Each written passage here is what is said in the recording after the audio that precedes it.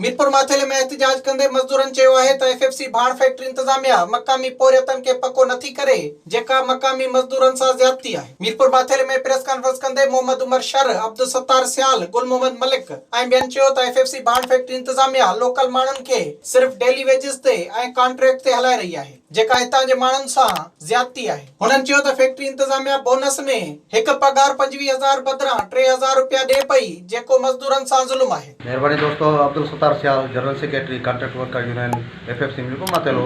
असांजो मुतालबो इहो आहे दोस्तों, असांखे जेको आहे टेंसी बोनस ऐं ग्रेजुएटी लॉ जे हिसाब सां गिरास आहे उहो असांखे एफएफसी इंतजामिया एफएफसी जा कॉन्ट्रैक्टर मिली भगत करे 2-3,000 अॻियो बि असांखे 18 बि उहो मोकिलियो उन घटि। हाणे 19 जो बि इरादो इहो आहे असांजी इहो रिक्वेस्ट आहे त गिरास ते तनख़्वाह इहा हलाई वञे, टेंसी ऐं ग्रेजुएटी गिरास ते हलाई वञे ऐं 5% जेको आहे उहो सालाना मिलंदो उहो ई न मिलियो आहे, लिहाज़ा असां उहे बि अपील करूं था उहे जल्द हलायो वञे। महिरबानी दोस्तों, ही जेको अॼु गजाणी थी आहे असांजे ख़ासि तौर ते ग्रेजुएटी पेंसी बोनस असांजो सालाना बोनस जेको असांखे मिलंदो आयो आहे शुरू खां वठी तक़रीबन जॾहिं खां वठी असांजो मुआदो थियो आहे उन मुआदे जी हर दफ़ा जॾहिं उहो टाइम ईंदो आहे ड्यू डेट ईंदी आहे असां सां मटई मार सलूक हूंदो आहे।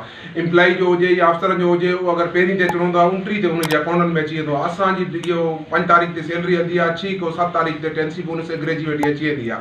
हर दफ़ा हिननि टोल मटोल कई आहे, अञा ताईं असांजी ग्रेजुएटी भी न अथऊं, टेंसी बोनस भी न अथऊं। असां पुरज़ोर अपील कयूं था चीफ मिनिस्टर मुराद अली शाह के ऐं हितों जो चूंडियल नुमाइंदनि खे, ख़ासि तौर पे चीफ सरदार मोहम्मद बशकान मार के त असांजो मसलो जो नोटिस वरितो वञे या लेबर डिपार्टमेंट खे पाबंद कयो वञे त छो हिन टाइम जो एतिरे तो एफएफसी इंतजामिया वायलेशन कई आहे और असांजो बोनस फिर फोर हलायो वञे। दोस्तों, जीअं त तव्हांखे ख़बर आहे त हमेशह एफएफसी इंतजामिया असांखे जेका शइ ॾींदी आहे हमेशह शोर शराबा कराए गेटनि ते वठी पोइ ॾींदी आहे। असांजो जॾहिं टेंसी ऐं ग्रेजुएटी जो मसइलो ईंदो आहे न उन टाइम असांखे लोकल माण्हुनि खे ज़लील कंदी आहे, तंग कंदी आहे, कॾहिं ख़ुशी सां असांखे उहे पैसा न ॾींदा।